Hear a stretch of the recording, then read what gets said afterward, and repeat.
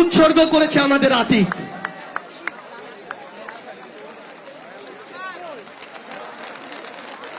আতিকের পাশেই রয়েছে আমার এক শহীদ ভাইয়ের সহোদর, শহীদ মুগ্ধ ভাইয়ের সহোদর মীর মাহবুবুর রহমান স্নিগ্ধ। আমার পাশে রয়েছে এই অভ্যুত্থানের অন্যতম যোদ্ধা, খুনি হাসিনার নির্দেশে খুনি শেখ হাসিনার নির্দেশে জনগণের ট্যাক্সের টাকায় কেনা বুলেট যার মুখকে ঝাঁঝরা করে দিয়েছে।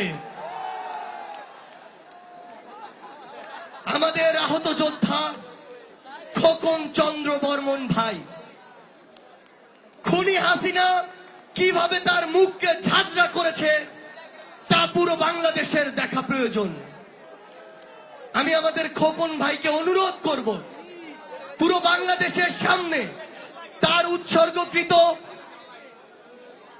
পুরো বাংলাদেশের বদনখানি উন্মোচন করার জন্য।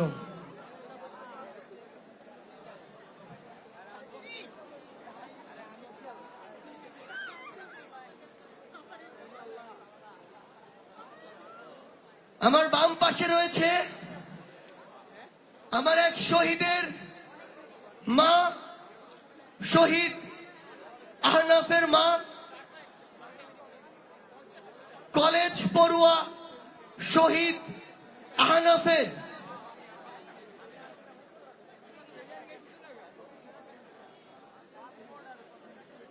শূন্যতা নিয়ে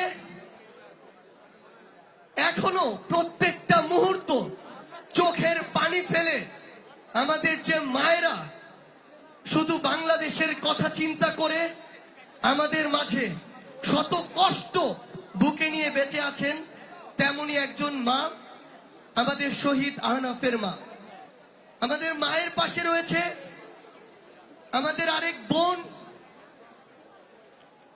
শহীদ সৈকতের বোন। এমন হাজারো মা, বাবা, ভাই, বোন আজও পুরো বাংলাদেশে নীরবে নিভৃতে পুরো পৃথিবীর আড়ালে সন্তান হারানোর বেদনা, বাবা, মা, ভাই, বোন হারানোর বেদনা নিয়ে এই বাংলাদেশে এখনো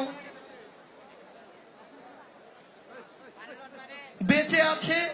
যে বেঁচে থাকা আমাদের অসংখ্য মা আমাদেরকে বলে যে মরে যাওয়ারই নামান্তর। গত কয়েকদিন আগে জুলাই শহীদ স্মৃতি ফাউন্ডেশনের হয়ে আমরা চিটাগং গিয়েছিলাম। এক মা তার সন্তানের লাশের ভিডিও আমাদের দেখাচ্ছে, স্ট্রেচারে তার সন্তানের লাশ,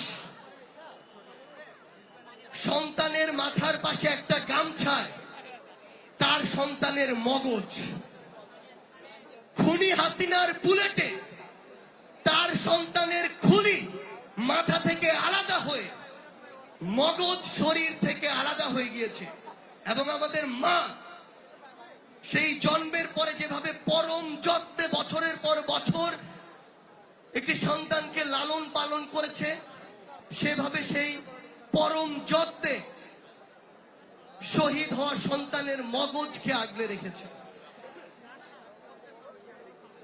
আমরা আসলে কিসের উপর দিয়ে এই বাংলাদেশে এখনো রয়েছি? এই অভ্যুত্থানের সাথে সম্পৃক্ত প্রত্যেকটি মানুষ, প্রত্যেকটি জীবন, আমরা সেটি জানি।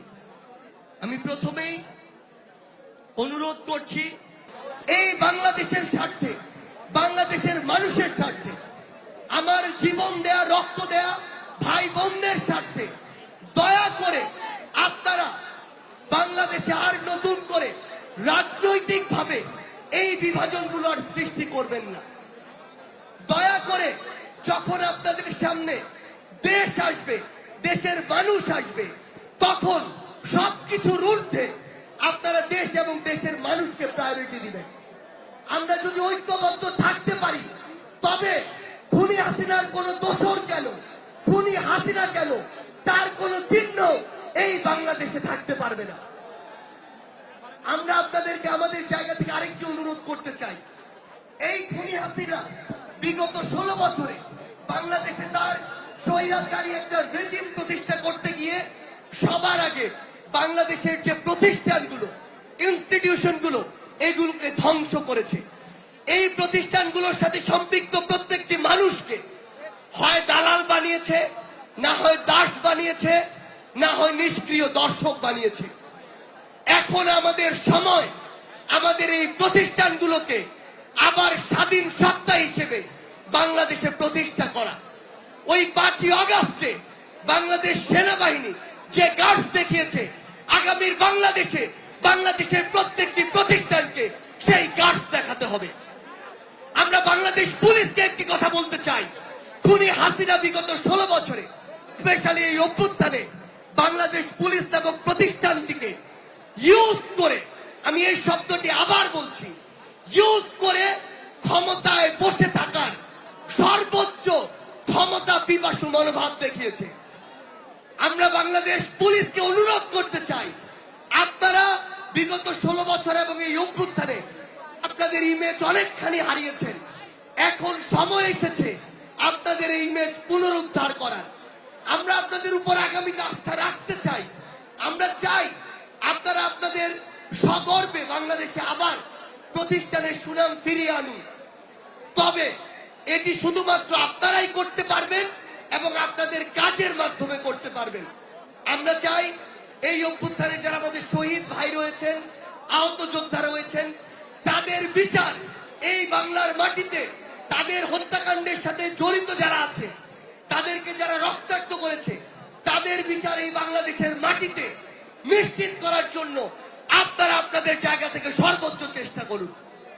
আপনারা যদি এই চেষ্টাটুকু করেন এবং বাংলাদেশকে আমাদের যে জুলাই অভ্যুত্থানের স্পিরিটের জায়গা, সেই জায়গায় নিয়ে যাওয়ার জন্য সর্বোচ্চ চেষ্টাটুকু প্রশাসন থেকে মাঠ পর্যায়ে করেন, তবেই আপনাদের উপরে আমাদের আস্থা ধীরে ধীরে ফিরে আসবে।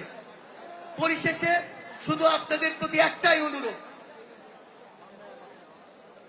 এত রক্ত, এত জীবন, এসবের বিনিময়ে 2024-এর ছাত্র জনতার যে অভ্যুত্থান, তরুণ প্রজন্ম থেকে শুরু করে বাংলাদেশের প্রতিটি মানুষের যে আশা, আমরা যেন ব্যক্তিগত জায়গা থেকে সেই আশার সাথে বিশ্বাসঘাতকতা না করি।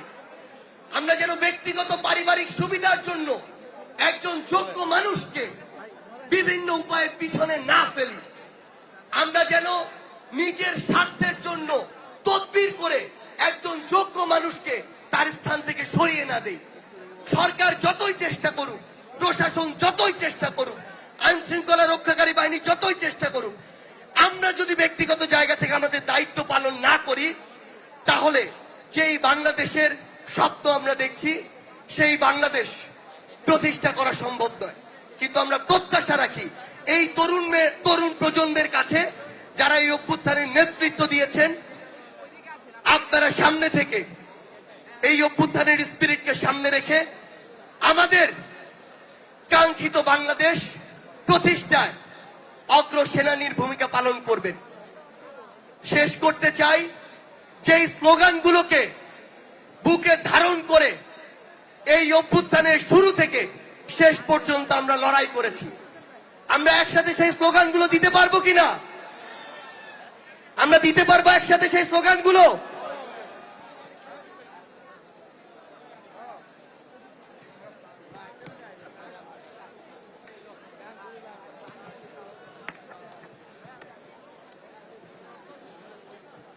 ঢাকা বিশ্ববিদ্যালয়ের কেন্দ্রীয় লাইব্রেরির সামনে থেকে শাহবাগ, শাহবাগ থেকে পুরো বাংলাদেশ, আমরা একসাথে নিজের সবটুকু দিয়ে স্লোগানগুলোতে আমাদের গলা মিলাবো। কোটা না মেধা, কোটা না মেধা, আপোষ না সংগ্রাম, আপোষ না সংগ্রাম, দালালি না রাজপথ, দালালি না রাজপথ, ক্ষমতা না জনতা, ক্ষমতা না জনতা, দিয়েছি তো রক্ত,